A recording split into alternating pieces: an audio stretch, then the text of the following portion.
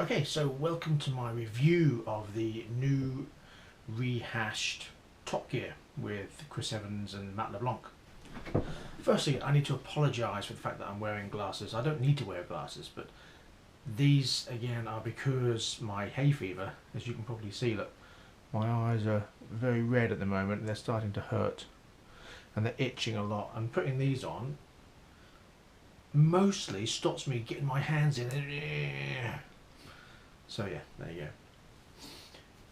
Anyway, yeah, I went into this program with low expectations, simply because of media speculation and trying to imagine in my brain what these presenters were going to do to a show that I absolutely loved. What I found funny to start with was at the end of the rugby, the presenter said, "Stay tuned for the new Top Gear with Chris Evans and Matt LeBlanc," which was quite funny, but never mind. Introducing the programme, what annoyed me the most is how Chris tried to do the Clarkson voice. Big mistake, I'm afraid. You know, I really think with the same intro of "I do this, Matt does this," and it didn't work. You know, I really don't think he should be trying to imitate other presenters. He also used halfway through, I forget which challenge it was now, but he was doing the "in the world" thing. I think it was about the Reliant Rialto, the worst car in the world. Didn't quite do it as much as Clarkson, but he still did it. Should have done that, I don't think. Something else which I thought was probably not a good idea was the reference to catering. Don't mention catering. As it was just harping on about the same issue. Just let it go. Don't bring it into your new programme, for God's sake. But Chris did. Overall, I thought Chris Evans's skills as a presenter were lacking. They felt forced. They didn't flow as naturally. The things he was coming out with seemed as though he was reading off a script.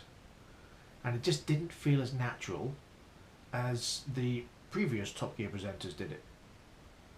You know, even May, with his stop, hello kind of attitude, had a much better flow in his speech than Chris Evans did.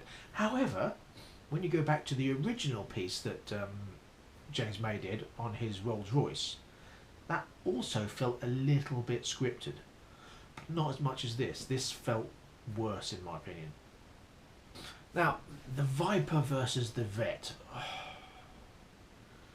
That to me was a strange thing. It started off really good.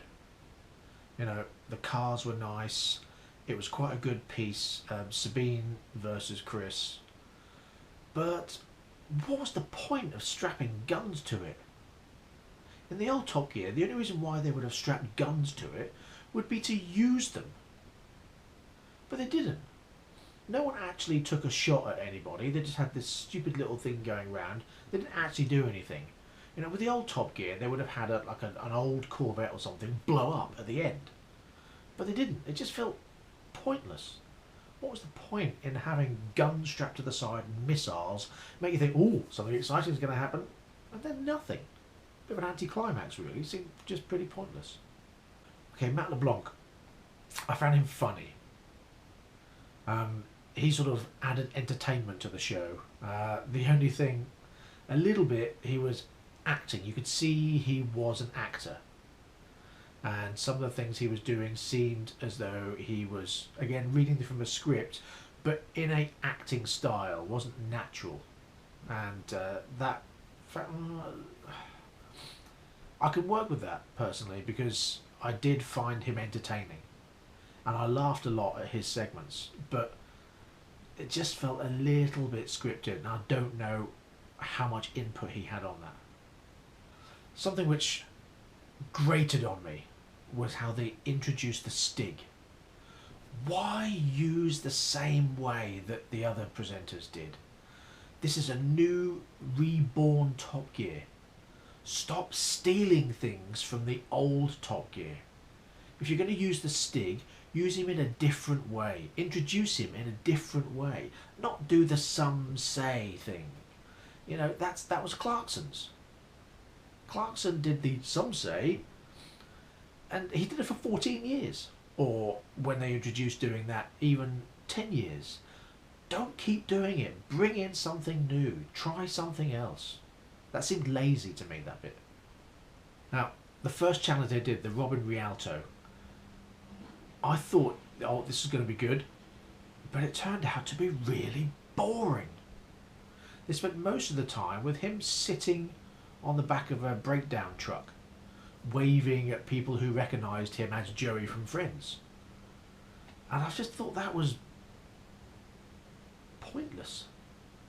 You know, with the old Top Gear presenters, the breakdowns would have resulted in them getting in the engine bay, tinkering with things, finding out what the problem is, driving off from each other, more dramatic breakdowns, but no, a little bit of steam, a little bit of seeping water, that was it. On a breakdown truck, game over. And they made such a big drama about the whole bit at the end where, oh, I'm going to drive into Blackpool on my own, oh, look at me, I'm a hero. And it just seemed lacking somewhat, very much an anticlimax to that piece. It's, I think what all that did really was highlight how very little maintenance skills they've got. You know, they've obviously got zero mechanical skills, and that really showed in that piece.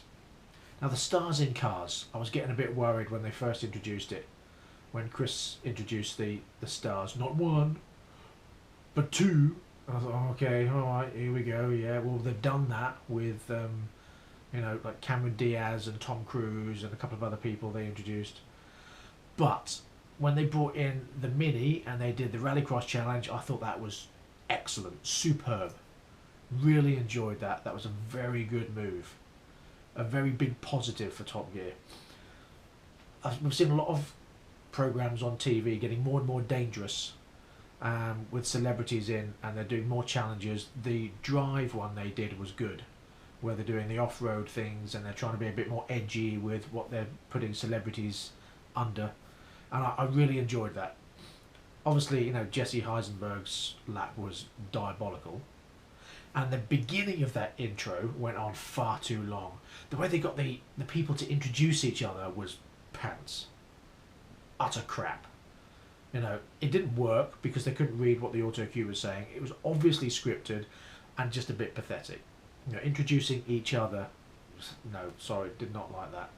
The segment where they're doing the cars, the worst car they've had, the first car they've had, sorry, the best car they've had, again, pointless because Jesse Heisenberg didn't have a very good car up against the LaFerrari, so they just made one up because he sat in a Porsche once. Sorry, that just didn't work for me. That was pathetic. You could almost feel Gordon Ramsay sitting there going, I had more fun when Clarkson did it. Or the furniture. Change the furniture. You know, they got that from a segment they did in the old Top Gear, where they went to a car boot sale and ended up with these chairs. And now they've just brought them back. Change the furniture. Do something new. Bring in new pieces in a new Top Gear. One thing I think they should have done for the Rallycross lap, I really think they should have got the Stig to set a lap time in that Mini. That would have set the benchmark that all celebrities would strive to beat.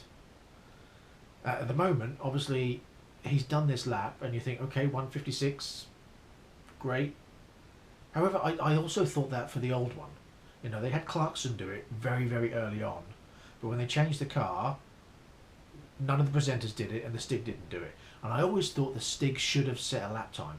I mean, yes, part of it made me think, okay, well, if the Stig does it and then maybe 10 celebrities beat him, it makes the Stig look bad. But if the Stig is that good, which I think he is, I really think they should have had his lap time and then shown presenters trying to beat that lap time, or just to see how bad they are compared to the Stig. One thing I didn't like is how Chris Evans made Jesse Heisenberg look that big and made him look a bit stupid. Because when he said, oh, 1 minute,